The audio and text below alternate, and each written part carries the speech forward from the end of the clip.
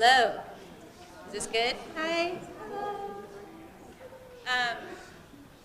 Thank you for coming tonight to our first spring Visiting Writers event. I'm so happy to see everybody here, especially all those people who like to sit in the back.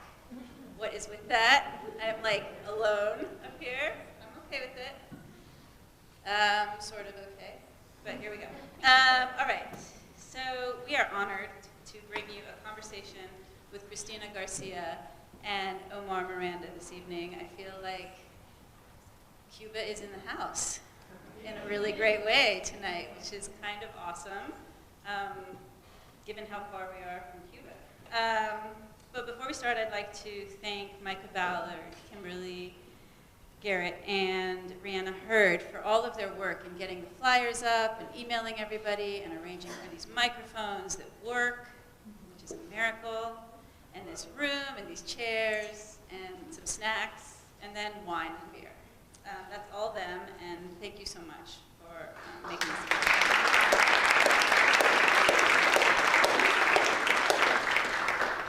And so there are a few other events that are happening this spring in terms of readings that are super exciting. The first is on March 19th. Tommy Orange will be here for a Craze event, which is going to be awesome. He's going to be reading, and I will be in conversation with him.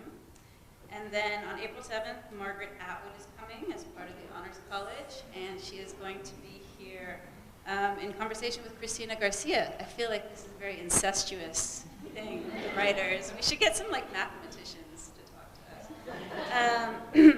And then on April 22nd and the 23rd, the Emerging Writers Festival will be taking place, and that's put on by the English department, and we're still sort of waiting to see who is going to be here for that, but it's going to be, I asked, nobody told me. Oh shoot, you're all the way down the hall. Yeah, I'll ask you next time.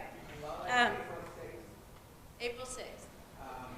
Rachel Zucker and Derek Austin. Yes, for National Poetry Month. April 6th, Rachel Zucker and Derek Austin? Yeah. Okay. 5:30 p.m. 5:30 p.m. Where? Does anybody know? Oh, in Marashi. Okay. Yes. So for those of you who are in classes where you have to go to readings, you may not even have to leave campus to get all of your homework done. So that's exciting. Without further ado, please let me introduce Omar, who is going to be in conversation this evening. Some of you might know him from the English department.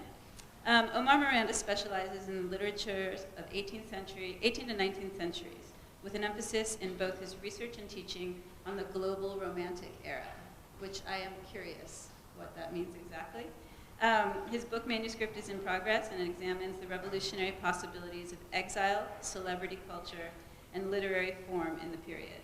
He is the editor of the On the 200th Anniversary of Lord Byron's Manfred Commemorative Essays, a Bicentenary Romantic Circles Praxis volume. Please help us in welcoming Omar and Cristina to the stage. Thank you.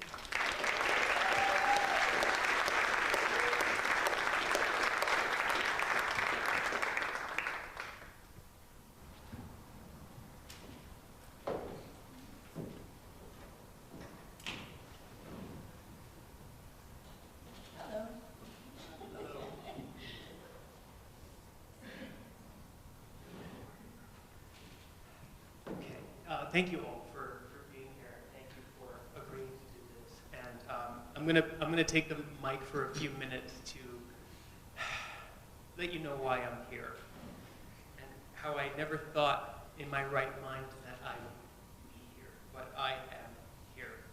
I want to begin by talking about Dreaming in Cuba, which is your first published novel 28 years ago. And still going very strong. I was in high school Wait a minute. in high school. I won't disclose how long ago that was. But I was in high school when I first came across Dreaming in Cuba. You sure it wasn't preschool? I was participating in a drama tournament, and I had the good fortune. I told you this. I had the good fortune of seeing the novel adapted and performed by a team of female actors from St. Brendan High School Drama Club in Miami. And this was such a powerful moment for me. I'm going to nerd out 1 second and say that this was a Wordsworthian spot of time for me. And by that I mean, this was a moment in my life that has continuously acquired meaning. And I want to explain what I mean by that. And I think the timing is good because, Bernie Sanders just made this comment about Cuba and documentaries on Netflix about Cuba. Cuba's been in the spotlight recently. So I want to tell you all why this was such a watershed moment for me in high school. And there are 4 reasons. Number 1, this was huge because an artist from our diasporic Cuban community had made it big in the literary world. And made it big with a brilliant work in English, or Spanglish, I should say Spanglish. And we can talk about this. And it represented the plight and differences among various Cuban peoples. And for me, this was a game changer. This was like the glory of the literary world. It was this kind of moment. Number 2, Dreaming in Cuban was a very nuanced portrayal of Cuban identity. And even before I had access to the kinds of critical language to understand what it was we were doing in this book, I had a notion and an intuition about what was going on. This was not a counter-revolutionary tribute. This was not a pro-revolutionary tribute. This was laying bare the complexities and the nuances of real-life stories of people who are fleeing or people who believe that they should stay. And you were able to just lay this out there and beautifully for us in my little Miami community. The book also captures how the Cuban diaspora was really truly a global diaspora. I had no idea that was the case back in high school, right? I just knew my world in Miami, but the book charts these exoduses to New York City. And by extension, you have Africa via Santeria. You have the revolutionary sympathizers who go to Czechoslovakia. Truly a global framework. And then, of course, there's the form. The amazing form that really captures the disintegration of diaspora in so many ways, right? The fragmented narration, the multiple shifts in narrative voices and perspectives, the many chronological leaps back and forth. And this performance. I'm gonna faint. This is like amazing.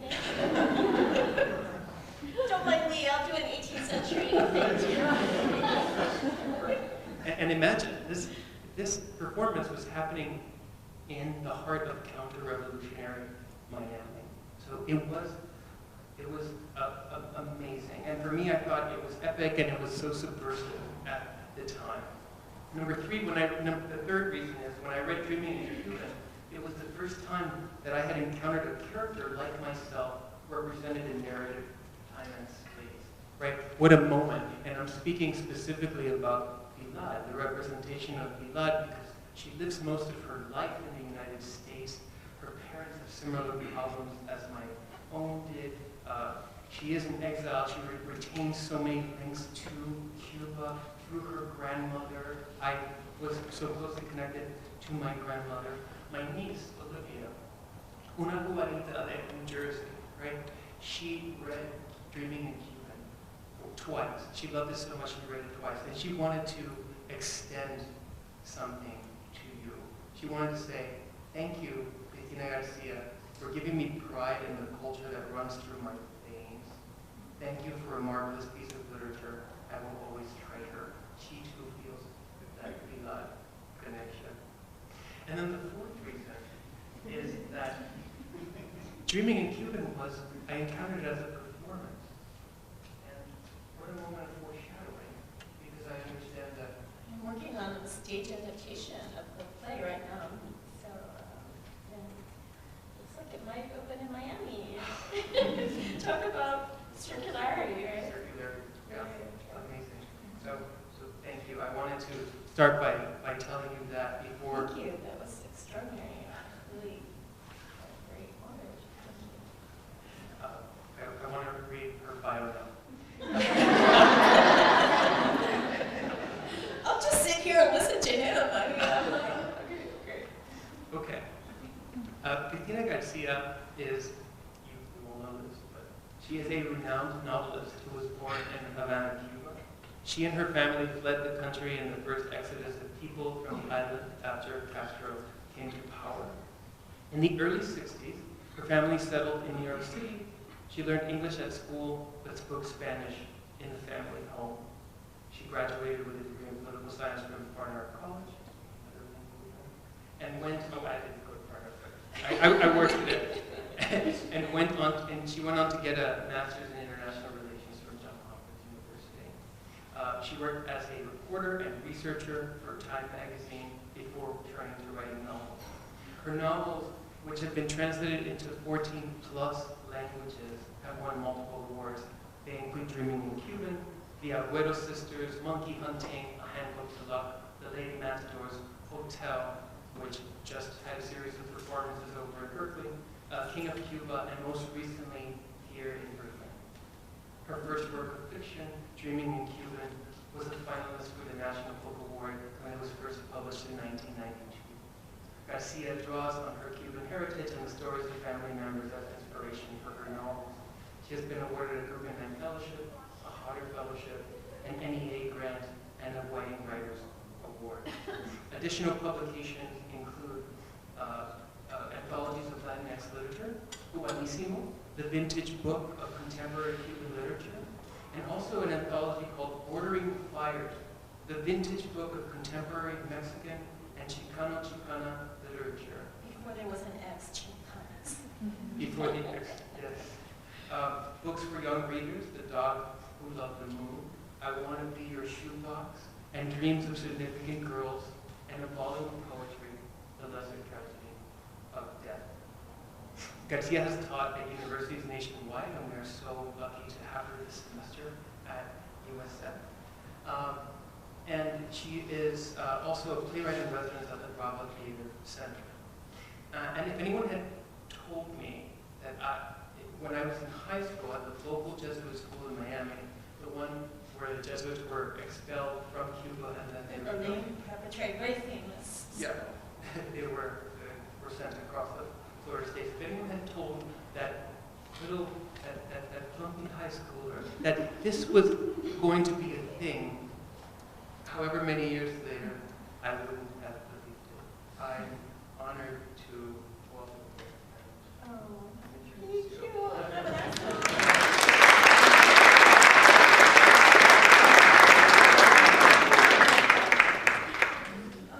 That's the most beautiful and extended introduction I have ever known. But I mean, I could sit here listening to you all night, Omar. That was so kind. Thank you very much. I kind of feel like maybe I should read from Dreaming. I came with Here in Berlin, my most recent book. But maybe I will start with Here in Berlin, and then we'll circle back. We'll go back in time to his preschool. Remember that preschool days? He was very precocious. Let's go with that. But let me set up Here in Berlin a little bit, because this is my more recent book, and I feel that in recent years I've gone transnational. What took me to Berlin initially was the idea of trying. I had this triptych in mind that I would go to the parts of the world where Cuba had had strong. To places where Cuba had strong international ties. And so I went to Berlin looking for anything that was left over from the island's long association with the Soviet bloc. And all I really found, and this was in 2013, was a few salsa bands, and I was just surprised at how little was left of 30+ years of exchange students and history and cultural exchanges and so on. But anyway, there I was. I had rented an apartment in Berlin for a few months, and that plan didn't work out. So I just started wandering the city, wandering the city. And little by little, through reading history, through visiting all kinds of places, museums, monuments, going to cafes, overhearing conversations, getting into conversations, going to Zumba classes in Berlin. In every way, I just threw myself into the city, and this book was the result. And what this book is, the conceit of it is that there's an outsider, a visitor, who wends her way through the city, and people tell her stories. Originally, I had over 100 stories that people told this visitor, and I winnowed them down to about, I think it's 37 or 8 stories in this book.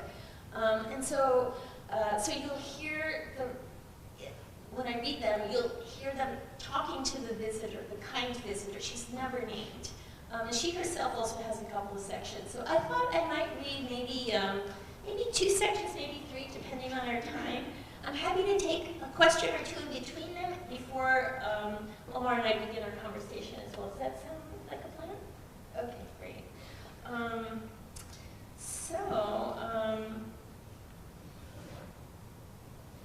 shall I read first?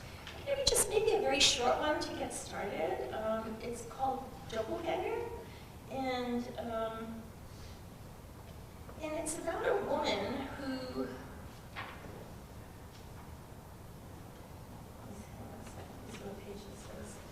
It's about a woman, her name is Dagmar Trapp, who grows up to look like Eva Braun, and this causes her all kinds of problems. Eva Braun, as you may know, was married briefly to Hitler. They married actually just before their suicide pact. It's actually a more cheerful section than that setup. But let's see what happens. Anyway, it's called Doppelganger, and it begins with a real good quote. Is not your dream to be one day invisible? I might try a little bit of a German accent, but it will quickly probably go Cuban or everything I try sounds like my mother. Okay. So, is not your dream to be one day invisible? Rilke. It never happens anymore, Gott sei Dank, but it lasted a good 20 years. When Eva Braun killed herself, I was just another starving 12-year-old on the outskirts of Berlin. For a long time, very few people knew who Eva was, who she'd become before dying alongside the Führer. His book would write a few 40 hours. After the war, photographs of the two of them surfaced, many taken by her. She started out as a photographer, you know. And Eva became a national obsession. By the 50s, we knew everything there was to know about it. As it happened, Eva, I came to resemble her to an astonishing degree. Violent speculations began to circulate that Eva was still alive, that she'd been spotted at the farmer's market in Lichtenberg, my hometown, that she was working as a shopper at KaDeWe, selling French perfume. That was me. That she changed her name to Trudy Stern and was appearing on stage in Berlin's theatrical fringe. That too, for a brief time, was me. Eva's shadow followed me everywhere. Though we were nearly identical physically, I cultivated other resemblances, arranging my hair like hers, practicing her pure, adoring gaze, even adopting 2 Scottish terriers, her preferred pets. I walked my daily in the Tiergarten in part, I admitted, to hear the gaping passers-by whispering, could it be her? There's no worse celebrity than being mistaken for somebody else, worse still when that somebody is a celebrity by association, not by her own achievement. So, to answer your question, yeah, I became notorious, but meaninglessly so, and twice removed. It's difficult not to sound melodramatic, but I blame my likeness to Eva for ruining my youth. At the time, I was 33, the age of my doppelganger cracked that cyanide vial between her pretty teeth. I divorced 3 husbands and suffered multiple suitors, all of whom were racked with distorted longing for her. My 3rd husband, Gerald, was a biscuit manufacturer who used to blow kisses at me like a schoolboy. But he, like the others, was too terrified to touch me.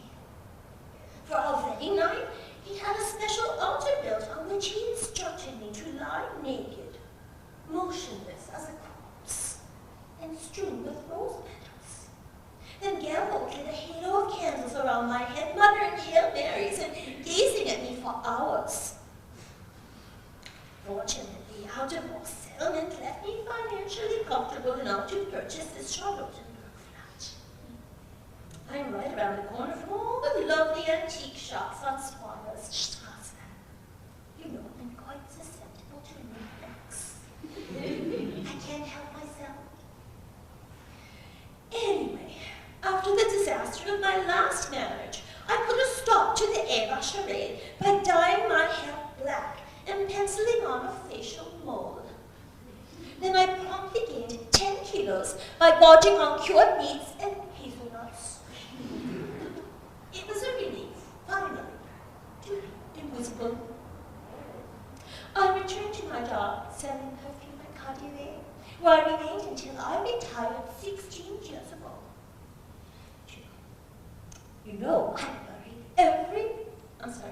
I broke every sales record for my French company and was twice awarded vacations in Paris. My dear, let's not impose ourselves indoors today. The lilacs are in bloom and the acacias nearly so.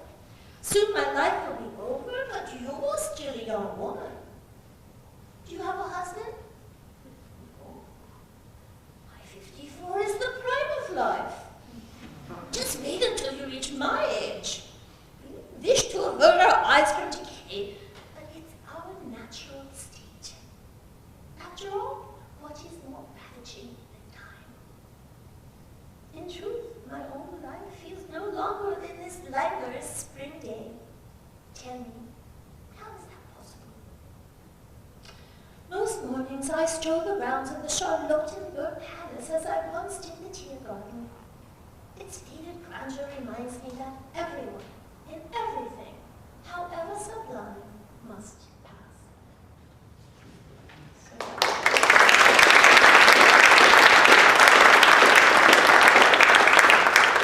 Apologies for that terrible German accent. So, does anyone have a question or two? Take a quick one in between. Yes. Did you speak German when you moved to Berlin? You wouldn't think so by my accent, but I can get by in German at this point. Yeah, I took German in college, and So that helped with the storytelling. absolutely, yeah. Took me a while to warm up, but yeah, by the end I was kind of getting by. Yeah, anyone else? Okay. Should I read some more, or is he? Yeah. Okay. All right. From here, Berlin, or Dreamy? What do you think? Okay. Well, I guess I think we're going to talk about Dreamy, so maybe I'll read a little bit more from this. This is a little bit more serious piece. A lot of the stories reference World War II, and a lot of the people who talk to the visitor, or you might want to hear from the visitor herself. Huh? You want to hear who she is? Maybe I'll do that one. But a lot of them are older, octogenarians and up, and so there are a lot of stories from these characters about the war. I think I'll just stick with one of these, another one of these. His name is Helmut Bauer. This section is called Moss. And I think it just speaks for itself. It's the opening piece, a little longer than the other one, but I'm not going to do German accent. Okay. By the end of World War II, 91 of the 3,715 animals at the Berlin Zoo had survived. These included 2 lions, an Asian bull elephant, a cackle of hyenas, a hippopotamus bull, 10 hamadryas baboons, and rare black stork. My father, Klaus Bauer, had been the zoo's last keeper before he was called off to war. This was after a severe firebombing had boiled alive the remaining crocodiles and tortoises at the aquarium, and a puma escaped through the flames, only to be shot by a frightened housewife in Luftwaffe. Opportunists benefited from the destruction, partook of crocodile tail steaks, and fashioned sausages from the charred bear meat. But the rats are what most thrived in Berlin. Thank you for accompanying me this afternoon, kind visitor. I do enjoy a walk through the Tiergarten, even on drizzly days. Once, I saw an old man club a duck to death with his cane at this very spot. It was just after the war, and next to him, on a burnt-out tank, was a flag poster advertising dance lessons. The times were extraordinary, rivaling anything I've ever read in books. The zoo is near here, in the southwest corner of the park. I permit myself entrance every month or so, nobody bothers charging me, to visit the tropical aviaries and the lonely polar bears. Perhaps you've heard of the cub born in captivity here some years ago? Millions swarmed the zoo to get a glimpse of baby Knut. Unfortunately, the poor creature collapsed and died after 5 short years. Today I promised to speak to you of my father, and so I shall. My earliest memories with him are at the zoo, where I helped him feed the animals on weekends. How he loved the antics of the cockatoos, as cunning as our politicians, he used to say, and the idiosyncrasies of Jupe, the elderly cheetah, who insisted on having his hindquarters scratched with a rake. It was from the cockatoo's aviary that Fatih borrowed Mi Amor, a Cuban Amazon parrot. I tried to get the Cuban in wherever I could. A Cuban Amazon parrot in order to save it from starvation. But in the commotion of an air raid, Mi Amor disappeared from our apartment, most likely for someone's dinner. When the Raj drafted Fatih for an Army Reserve battalion late in the war, he was arthritic and nearing 50. You might say that my life, with a heart of it anyway, stopped on the day he left. A peeling poster on our apartment building showed a woman and boy battling a fire with buckets of water. I pretended that they were motivating me and dreamt about stealing a little wood gas car too. In my fantasy, I drove us to safety, though I could barely ride a bicycle then. Most nights we raced into the air raid shelter to the shrill sound of sirens. Muti was profoundly deaf, the result of a childhood fever, and she was no longer pretty to anyone but me. As the bombs fell, she rubbed her sternum as if she were erasing a mistake. Sometimes I feared she'd erased herself altogether. That winter, we watched the city camouflage itself with false treetops and raised netting and decoy buildings to deceive the British bombers. There were rumors of a fake capital being built to the north, but nobody had seen it. Rumors, kind visitor, were what we lived on. My friends and I played in the rooms when we could, taking turns blowing on a beat-up trumpet we'd found. It was our greatest treasure. On the rare evening when there was no verdugo, my mother permitted me, against the rules, to light her incandescent lamp. Its hypnotizing hot wire drew an astonishing variety of moths to its flame. One day, my friend Kuno Schultz triumphantly brought home a hunk of horse meat. Kriegsglück, everyone said, coveting a bloody piece. War luck. On another occasion, Kuno happened across a dead British pilot whose plane had crashed into a building off Nordendorfplatz. As the crowd cautiously gathered, Kuno stole away with the pilot's unopened parachute, a windfall of silk for his mother. Later, Frau Schultz bartered swaths of the silk with the other mothers as they busily converted their Nazi flags to Allied ones. Before long, these were hanging on what was left of their balconies. In the last weeks of the war, Hitler youth patrolled our neighborhood with rifles, and some of the older boys we knew rode rickety bicycles into battle with Panzerfausts attached to the handlebars. Of them, only Marcus Oxiger survived, but without his legs.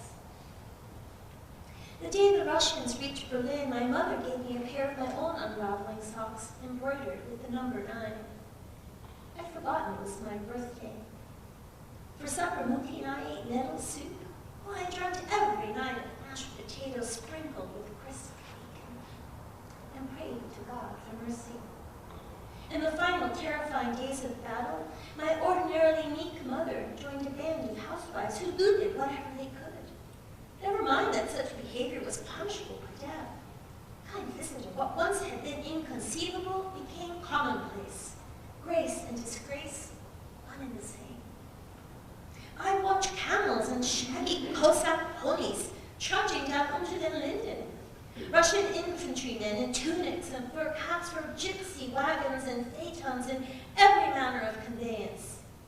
People whispered that the Elons were lighting campfires in the Reichstag, our Reichstag, and violating women of all ages.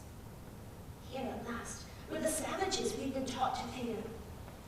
That summer, the Americans arrived in their gleaming jeeps. How awestruck we were by the black GIs. We crowded around them for chocolates and chewing gum, which they handed out more freely than the other soldiers. Miraculously, Fatih returned home after the defeat. In our district, I was the only child with a living father. He and I toured what was left of the zoo, the burnt-out elephant house, where a bull had frantically trumpeted the coming doom. The scorched treetops where dozens of monkeys had perished. We spoke of the leopards and panthers, jaguars and apes that had escaped after a particularly bad raid. The snakes slithering through terrified crowds, fleeing the fires and bombs. And yet, I felt lucky. Most of my surviving friends were raised by their widowed mothers. Those who lost both parents got by as best they could, digging through the rubble, fighting over scraps like wild dogs. Who knew what became of them? Even the savvy Kuno with his Kriegsglück disappeared without a trace. Knowing him, he probably ended up in your San Francisco, driving a fancy Cadillac. My father? Kind visitor, you must understand. Once, Fatih had been a man whose happiness had seemed to me as predictable as the sun. Upon his return, he fell into a catatonic state that was impervious even to Muti's devoted ministrations. And the blisters on his feet, the ones he got from his long march home, never healed. Whatever hope we had soured to futility. At his funeral in 1951, 2 members of his battalion showed up from Hamburg to pay their respects. Muti insisted that I show them around the dilapidated zoo. To my surprise, one of the old lions was still alive and meekly roaring. The veterans drank and drank, shedding no light regarding their duties on the Eastern Front. Instead, they shook their heads dully and took turns clapping me on the back, repeating the same stock phrase. Your father was an honorable man, the most honorable among us. Sometimes, kind visitor, I long to send letters to the past, but who would write back?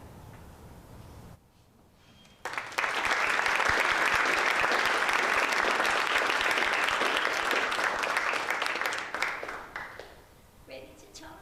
Ready? Yeah, absolutely. Are you? Yeah. Thank you. That was beautiful. It's so nice to hear an author read their own work aloud. It's a special moment. So, my first question is, that feels familiar and unfamiliar at the same time, and I wanted to know what you thought of that. I pick up on Denglish, right, which is the Deutsch and English that's inserted there. I pick up the history of ravagement, right, a history that people are reckoning with across decades, still reckoning with. I wanted to know what you thought of that, as you were choosing to do this project. I think in one way or another, I like the way you're holding up the microphone. Let's see if I can do that. More natural. That was right. How's this? Okay. Very Gloria Stefan. Yeah. Okay.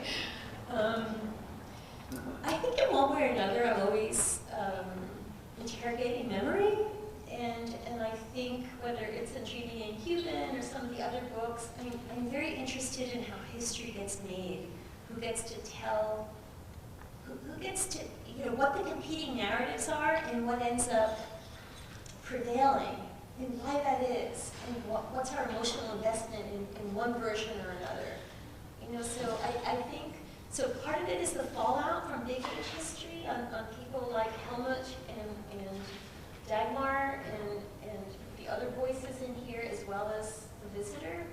And I think that is extremely similar and probably familiar to what I've done in all my other books, which is sort of contending with the past, trying to find one's sense of belonging, maybe even more than in the present than in the past. Where did I belong? What were the defining moments of my life? How am I still working through those in one form or another? So It seems like there's a capital H that you're interested in, capital H history and a lowercase history. Like Knut was a very real thing, right? yes, Right? yes. There was a real polar bear that that passed away. That yes, it was tragic. I remember. You do? Yes. Were you a Knut follower? I was a Knut follower. Oh yeah, my goodness, did you go visit him? I was living in London. I did not go visit him, but he was a sensation. I remember. Well, he's only I'm sure there's more of us, but you are the second. My best friend, Alfredo Franco, is Cuban who is trilingual, Spanish, English, German. I'm sure you're German. So we're gonna yes, yeah. So we should start a little club. Yeah. T-shirts, everything. Yeah. Knut. Right. Knut fans. Knut fans. Yeah. R.I.P. I wanted to ask if I have two ways to go with this. Okay, why Berlin? And I know you said why Berlin, and I'm wondering, is there something about Berlin specifically, because of its dark history, because of the shadows that loom over Berlin, that makes it easy for the taking? Like, could this have also very well been here in Kuala Lumpur or here in Pyongyang? Is there something more accessible about Berlin specifically? Well, it was the capital, but I think more than that, I was absolutely fascinated that it was sort of an island unto itself. In that way, it was also similar to Cuba. It was cut off. It was exiled as a German city, as a capital. It was also the capital of the Third Reich. I mean, it was just so rife with imaginable and unimaginable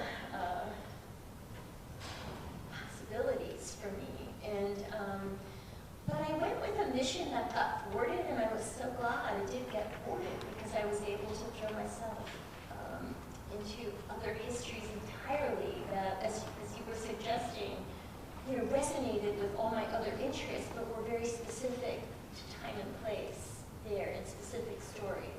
So I don't know. You wanted to write something else, and then you decided. Yeah. Okay, right. So interesting, very cool. I kind of stumbled on this book. I love that you said that you have become transnational, and I want to ask you more about this. And I think, based on what the research I've done and the reading I've done, I think that's right. There is this more local Cristina García that began back in Cuba, and then we have, even in monkey hunting, right? You track this unusual and yet also quite usual migratory path from China to Cuba. And in the Lady Matador's Hotel, you have basically a mini United Nations, right? And this happening in this hotel. And then now your most recent publication is here in Berlin. And yet, I feel like those global impulses were already, as I tried to suggest in the encomium that it is that the global impulses were already here, and I'm wondering what you think about that. Is this really just a microcosm of your career trajectory so far? Well, thank you, because I think for me it was very important to not, I mean, I don't know, I think we talked a little bit about it when we had coffee, but to grow up a child of exiles is to, you know, especially of at least my generation, but I think maybe your parents as well, was to grow up with a very bifurcated black and white view of the world, you know, and talk about familiarity nowadays. But it was the sense of that there was one narrative, and you had to fit that narrative, because if you didn't fit or subscribe to that narrative, you were automatically thrust into the enemy camp. It was really very much with us or against us. You know, it was something that actually Fidel said pretty early on in the revolution about artists, writers in particular, that you know, with the revolution, everything outside the revolution, nothing. So for me, I grew up in this very binary with us against us situation, and I resisted it with everything, with every cell in my body, and I just was very determined not only to render these women as well as I could, because I also felt that women had gotten, I mean, with few exceptions, were getting short shrift in a lot of kind of Cuban literature. But also that the world didn't begin and end with this same argument that they've been saying and, you know, and promulgating for all those years. And so I did want to break the stranglehold of, I wanted to break that stranglehold of discourse. And by necessity, you go further afield when you do that. I mean, we're kind of everywhere. And also to legitimize, or try to legitimize, this myriad experiences of being Cuban. I can't tell you how often I got told one way or another, oh, you can't really be Cuban because of this, or you can't really be Cuban because of that. So that came from my own family, you know? In fact, there was this, I don't know, I felt like it was a variation of the same woman who would follow me around to one, I know she was like maybe an emissary from my mother, but there was always someone in the crowd for years who would say, Cuban daughters would never speak to their mothers like that. And I'm like, where did she come from again? And really with that question. You know, so it was really, I felt disloyal to some extent for a long time, or was made to feel disloyal. But I also, you know, I just wasn't buying into the ideology. I don't buy into any kind of ideology, you know, far left or far right. It's all about the nuance. It's all on the details, and it's all extremely subjective. And I think in some ways I was fortunate because I grew up in New York City, and so even though at home I was in 1950s Havana, I'd walk out the front door and everything that I was experiencing and hearing was contesting that. So I think we talked about this, but in Miami it takes a little longer, like with my cousins and so on, because your environment reinforces. Well, tell me a little bit about that for you, growing up in Miami, and how did you break that paradigm? I think it was a moment like reading Dreaming in Cuban. Oh. And you know, I was in a high school that was 98% Cuban, and there was one way to think, and there was one way to act, and the binary that you have described is very much what I experienced most of my life in Miami. And even though I never set foot in Cuba, I do legitimately feel like a second generation exile, right? Displaced from this place that I've never even stepped foot on, but I know it so well. It's a kind of inheritance we get, right? It is, and that was similar for well, I know you were born in Cuba, right? Yeah, but I came when I was very little, so yeah.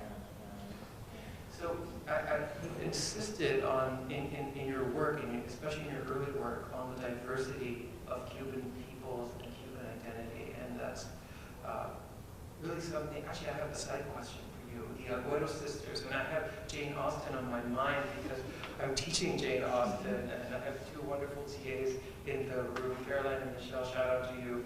I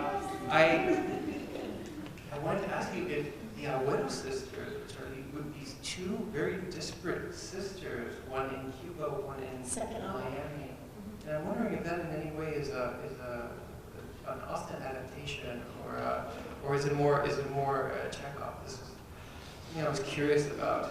I know you're very influenced by Chekhov. Yeah, I love Chekhov, but no, I wish I could say it was an Austen-inspired book or even Chekhov, but it was actually inspired by a crazy aunt more than anything. But then it got way more epic than the initial story as it happens. But years ago, I mean, of course, this must have been in the 80s, that my mother had a younger sister. She finally invited to visit her in Miami. By then they were retired. And my aunt had never been off the island. And the culture clash between the sister who remained in Cuba and the sister who came to the States and had a whole other life was such that that she planned to come for 6 months, and my mother put her on a plane after 3 weeks. Partly because she was partly because she was selling stuff out of the house and then buying lottery tickets with it. None of that is in the novel, but this idea of two sisters separated and who are also inherently quite different and competing for history, intrigued me, and then that turned into another saga. Yeah. I love it. And the sister, is it Constancia who is the one in Miami? Kind of forgetting. Or Miranda? Oh yeah, Constancia. Yeah, the one with the. That this is a great example of the diversity, right? This is that you insist upon, right? This is a Cuban exile who doesn't fit into the Miami community. Kind of an exile within an exile. Right. Yeah. Right. And that was so powerful. So you've insisted on these diverse representations and subtleties of Cuban identity, and I'm wondering, is there anything, and you've explored so much of it, and I'm wondering, is there something else left to explore when it comes to Cuban identity, like something in a future project, something maybe pre-colonial, or just wondering what may come next? Oh God. Well, I'm working on a book now that's set in post-Soviet Russia, and also at the same time, as you may know, Cuba was incredibly affected by, in 1990-91, everything that happened in Russia affected Cuba very, very directly. Basically overnight, all of the subsidies and support Cuba was getting from Russia just dried up, and what began was what's euphemistically called a special period. And there's still kind of parts of it persist to this day. And so I wanted to explore in this novel, which kind of oscillates between St. Petersburg, Havana, Miami. It has kind of a bigger geography. What is the fallout when utopian experiments expire? So-called utopian experiments. What happens? What's left? How do you reinvent yourself after something like that? I remember another aunt telling me, or in that period, that if this was the end, I mean, she had been raised and she was a believer, and if this was no longer going to happen, she had literally no idea, and what she was going to do or where she belonged. And someone was mentioning one of the Svetlana Alexievich books. I'm reading one about post-Soviet Russia now, and literally, people have fought and died and spent years in the Gulag, and had given everything for the Russian motherland, and suddenly their lives no longer mattered in the same way. They felt discarded. They felt lost. Many people did. Other people made a lot of money or were elated or had, there was a whole myriad of responses, but I'm kind of fascinated when the structures that we take for granted, the floor, the ground we stand on, shifts irrevocably. What happens then? How do we regain our footing or not? This is a nice segue to my next question. I wanted to ask you about Cuban identity today. I'm wondering if this project addresses that. Achille Ovejas, another Cuban writer, has recently published a short story collection, The Tower of the Antilles. And in it, she draws on the Tower of Babel and suggesting that Cubans are a new age kind of Tower of Babel, right? It's speaking all different kinds of foreign languages and not being able to understand each other. In 2002, in your Cubanissimo volume, you wrote that there are 3 distinct Cuban cultures that have evolved, right? The revolution, number 1, the revolution uneasily in place since 1959. Number 2, nostalgia in Miami. And number 3, cultural hybridism found in the thriving Cuban diasporas of New York, Mexico City, Madrid, and other hospitable cities. So I'm wondering if 18 years later, if you think that this is still, and then the point you wanted to make was that music transcends, all these silly constructs and divisions, right? But I wanted to ask you if you thought that still stands, these kinds of rigid divisions across Cuban cultures. I think it's grown a lot more mutable.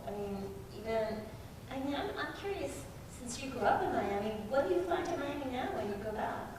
Because that was really kind of the hotbed. It was like the hothouse of the culture. And I was there in the 80s as a journalist, but I haven't really been back for any appreciable time. So I'd be curious from your perspective, because if that changes, I can talk a little bit more about the diaspora, but what about that for you when you go back? Yeah.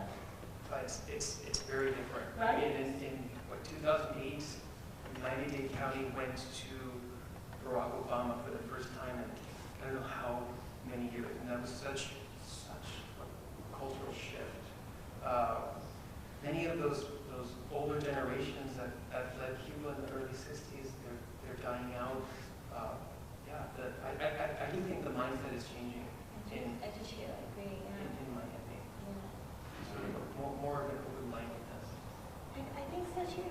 And then also just it used to be much more clannish. Like my own daughter is she's Cuban on my side, and on her dad's side is Japanese and Russian Jewish. And so we're also mingling and marrying and getting more complex culturally speaking, and having to navigate more than just generationally or with the revolution or against the revolution. It's gotten way more complex as the world has grown complex. And I think, kind of the ease of movement and kind of relocation, all of that I think we're barely catching up literarily with what's going on in actuality. And I think, based on what you said, I feel like this is why your work was so, and continues to be so important, because you were showing those complexities very early on, right? At a moment in time when those complexities and nuances were not cool in certain sectors of this Cuban community. So it's just amazing how early on you did this. Okay, I have 2 more questions, and then I'll turn it over to the audience. I want to draw momentarily on Isabel Allende, who writes, when they asked Isabel Allende about her writing process, she said, "I spend 10, 12 hours a day alone in a room writing. I don't talk to anybody. I don't answer the telephone. I'm just a medium or an instrument of something that is happening beyond me. Voices that talk through me. I'm creating a world that is fiction, but that doesn't belong to me. I'm not God. I'm just an instrument." And in that long, very patient daily exercise of writing, I have discovered a lot about myself and about life. I have learned that I'm not conscious of what I'm writing. It's a strange process. As if by this lying in fiction, you discover little things that are true about yourself, about life, about people, about how the world works. And I just thought that quote was fascinating, and I wanted to ask you if that resonates with your own writing process and how. Oh, if only 12 hours a day. I'm a workhorse, that woman. No wonder. It's a novel every year. It's amazing, and they're huge. No, I'm a big fan of Isabel Allende. In fact, I heard her read some years ago in Miami at Books and Books of all places. Yeah. Coral Gables? Yes, Coral Gables, and she was very cute because she brings along. She's very petite, and she always brings along like a little box to stand on so she can reach the microphone. A woman after my own heart. Yeah. And she's so productive and disciplined. and no, that in no way resembles how I would feel. I feel like a complete Slug after that description. So, thank you for reminding me. Well, how about the idea of like, what I found interesting no, about the idea of nothing like her, nothing like her. Okay, fair enough, fair enough. Next question. Okay, next question. What would you say is the difference between fiction and nonfiction, or the priorities of each when you're in that zone for writing? I know you're teaching some nonfiction courses here at USF. What would you say is that difference? What are the priorities? What hats do you put on your trying to distinguish that style of writing? It's interesting because I think the strategies are very similar. You know, what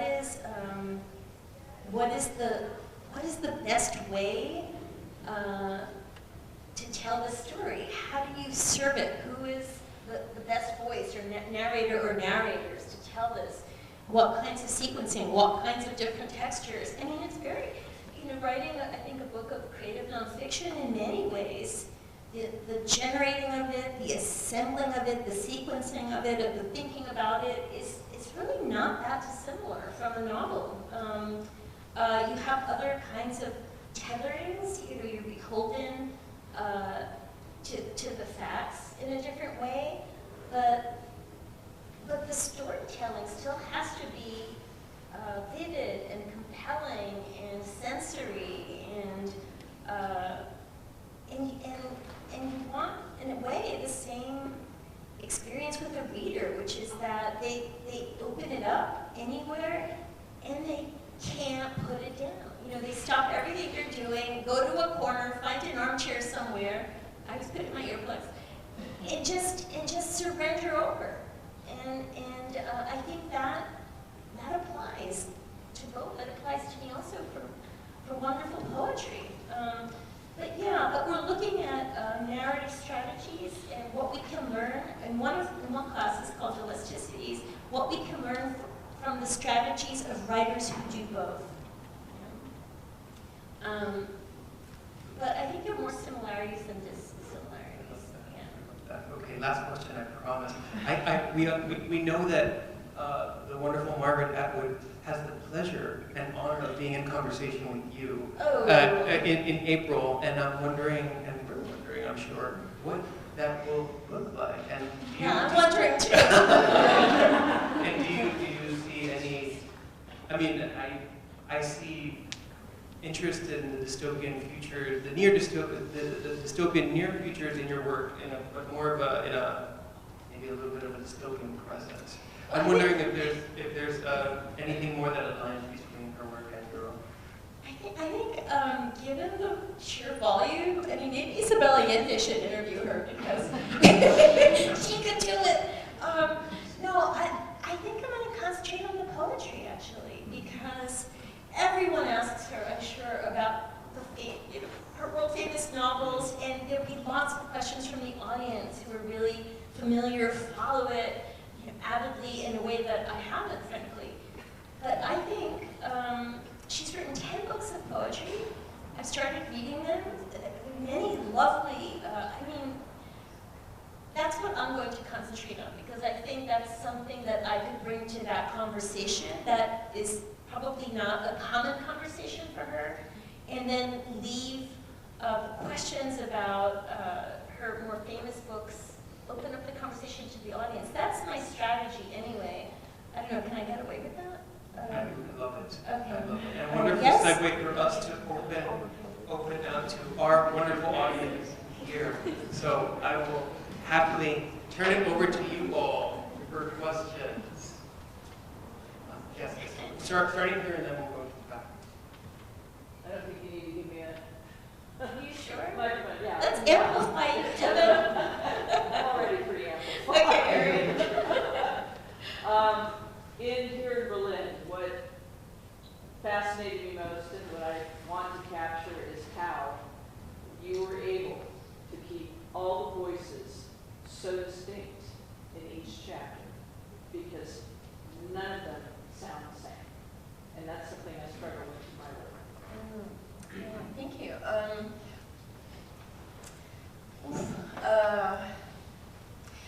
I think it's really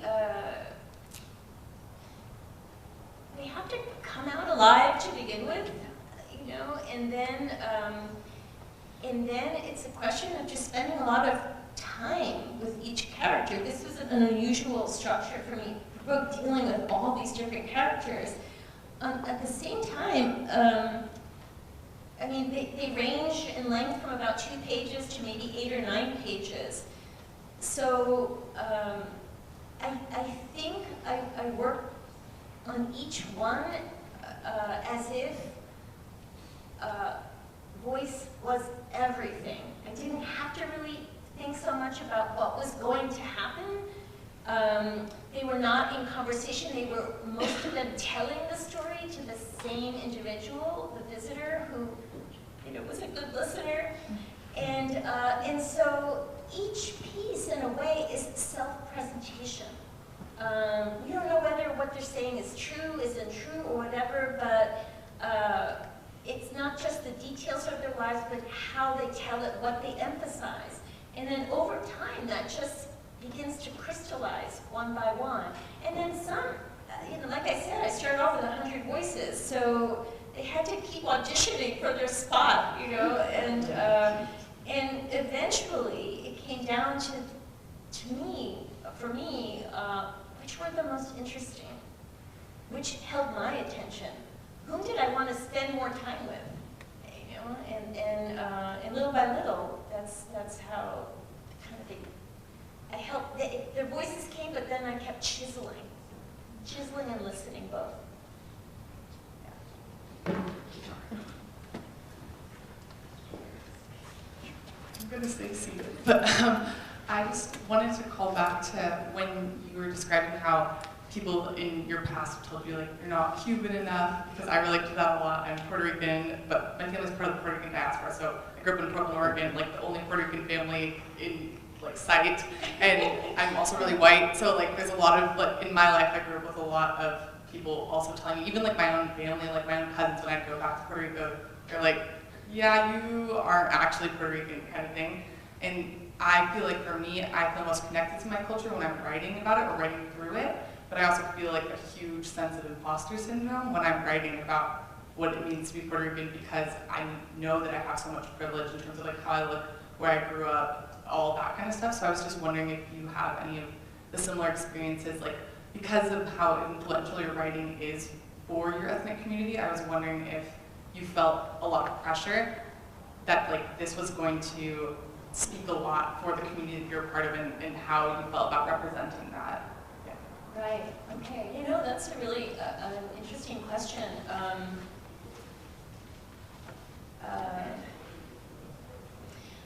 I don't know, I think it's always a kind of tricky to talk about representation. And so I think when I tackle new characters fictionally and so on, I try and be as true and specific to that person's experience, and worry less about whether they fit into the rubric or of or preconceived or received notions of what it means to be Cuban or Puerto Rican or Chinese or Iranian, all these different voices I've written. I think it's from that level of specificity that you get traction on the authority, the voice and the strength of and the depiction of that character will do that work. Now, it's not going to fit in with everyone's idea. Like I was saying, a lot of people, I got a lot of pushback on being disloyal, that kind of thing. Although I have to say, there's a character in Dreaming in Cuban, there's Lourdes' character who is a sort of very anti-communist bakery owner in Brooklyn based on my mother, and she thought that Lourdes was the heroine of the novel. So, who knows? Those figures, right? So everyone is going to bring their own associations and their own expectations and their own sense of what the limitations should be, or no, you've gone too far. But if your characters are alive and parading across the pages persuasively, no one's going to stop them, and maybe that's not quite answering your question, but I think your obligation is to your characters and to your work, not to the society, and not to this generalized sense of identity. It's about the specificity of identity that makes it really come alive, and to which people can with which people can identify, with whom people can identify. People don't identify generically to a group, But anyway, I guess that's my best shot at this point. Yes. Other questions? Should I come down too? This feels like some TV show. Like I want to saunter down the aisle too. You referenced earlier with regards to here in Berlin how you went over there looking specifically for remains of human culture over there, and you felt like at first you didn't find much of it until you went out and had all these conversations and met people in different settings. And I was curious if you could talk a little bit about the process of then creating this work based on those conversations, mixed with imagination, mixed with research, and how you came to combine all of that to get all of these various stories, especially since you had 100 of them and had, of course, down to 38. So. Yeah.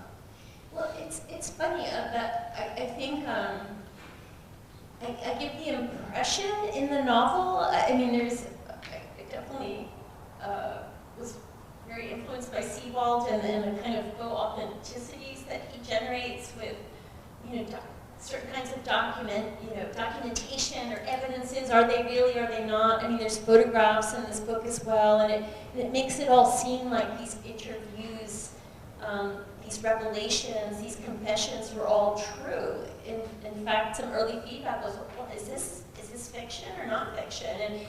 And that pleases me because I wanted to give it that sense, a kind of journalistic sense of someone trying to, this visitor trying to figure out her own life by listening to the lives of others. But the vast majority of these voices were simply made up.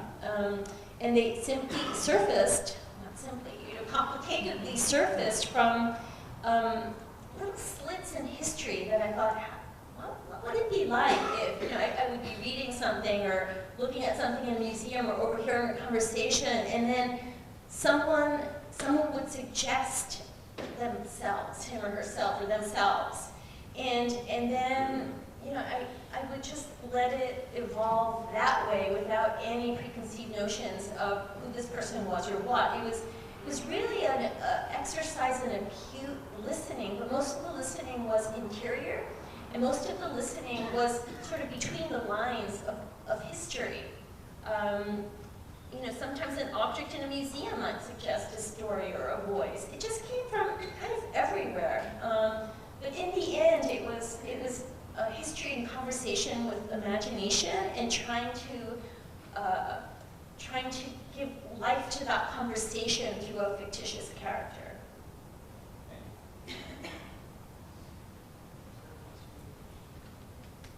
There's one in the back over there. Oh, there's someone else. Okay. Hi. So you mentioned Alexievich earlier, and in the reading of Berlin, I'm thinking of Voices from Chernobyl, and the way that that oral history really works to reject the institutional narrative surrounding that event. And I'm wondering if in the process of writing these stories, that was something you were conscious of, or sort of maybe even just unconscious of, and whether that was what really, or maybe something else, that lended itself to the form you established in the novel. Yeah, that's interesting. I think this probably goes back to my journalism days. For a while I was a foreign correspondent for Time magazine, and my area was the Caribbean. I used to pinch hit in Latin America as well, and I spent a lot of time in Haiti. This is this backdrop to say that Time magazine came out once a week. By the time my stories would come out, everyone had already, who was interested in the subject, had already read the New York Times or the Washington Post or whatever, so why would they read mine? Why would they read this account? Why wouldn't it go straight to the bottom of the birdcage, you know? And for me, the reason was, it was in the details. It was in the details that the other journalists rushing to make their 5 o'clock deadlines would miss, just as a matter of time. You know, so for me, I got used to this is already in my 20s, just turning over the stones, having that extra, you know, just having that extra interview that in the rush no one had time to talk to. And I feel the same way about this. I feel like my contribution in a way, I mean, there's so much been written about World War II fictionally, historically, and other ways. What could I contribute that didn't already exist? And so I'm always looking and listening for the untold stories, or the stories told off-kilter in some way, or some bizarre perspective, or something told a slant. So I think that's what I'm always looking for in one way or another, more than representational, more than, you know, highlighting this or that. I'm interested in individual, specific, crenellated voice.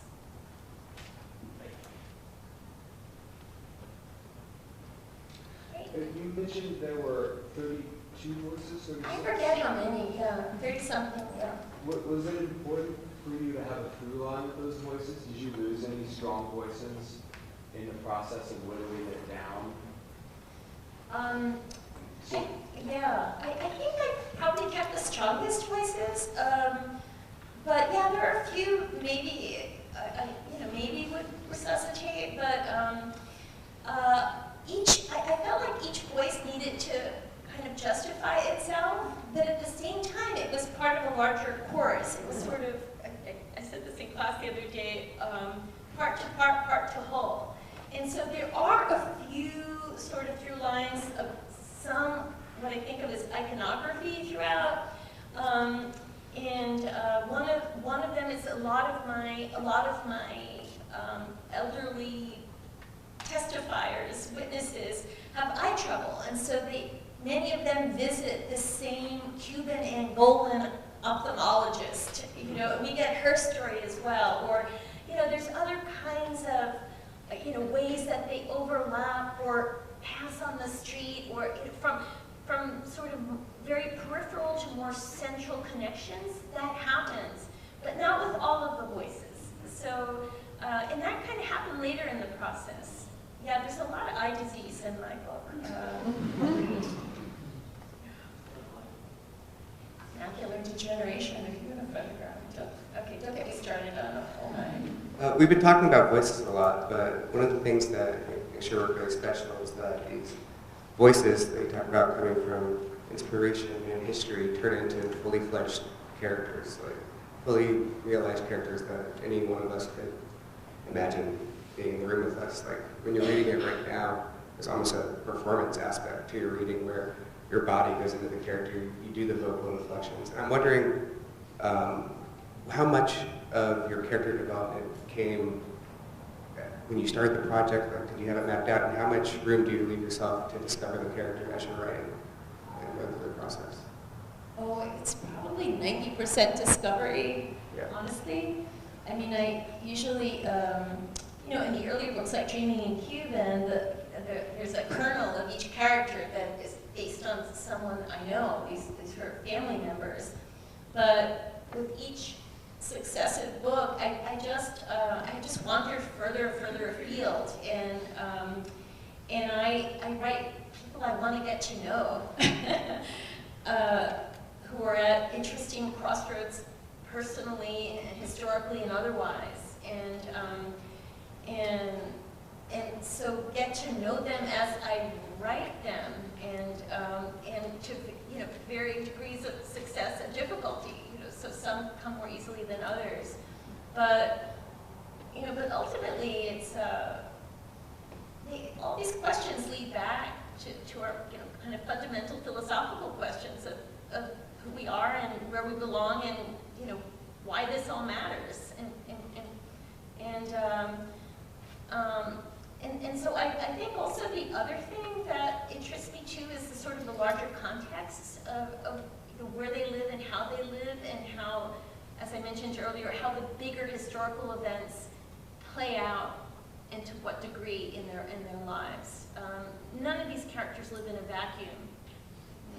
Even the woman buying knickknacks on Swadestrasse, her life was marked by, you know, by the war, by how she looked, by the expectations of her, all these things. So,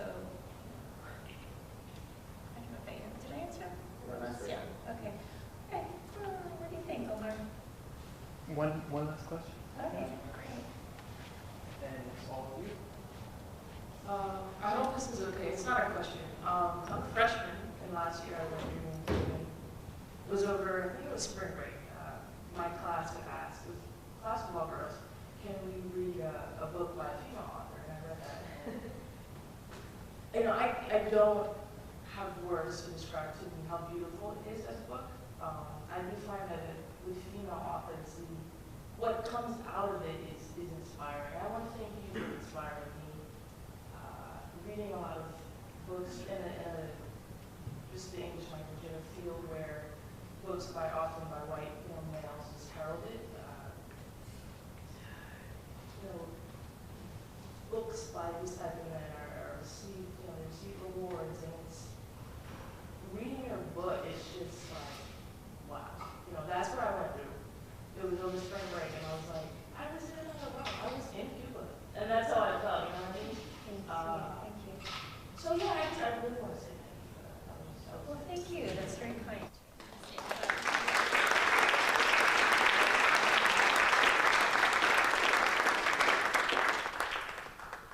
Okay, well, thank you. Thank you all. Thank you all. Cristina. Yes, thank you, Thank you, Omar. Lala. Thank you, the MFA program. Lala, Micah, Jean, Please. everyone who made this happen, all my students. Thank you very much.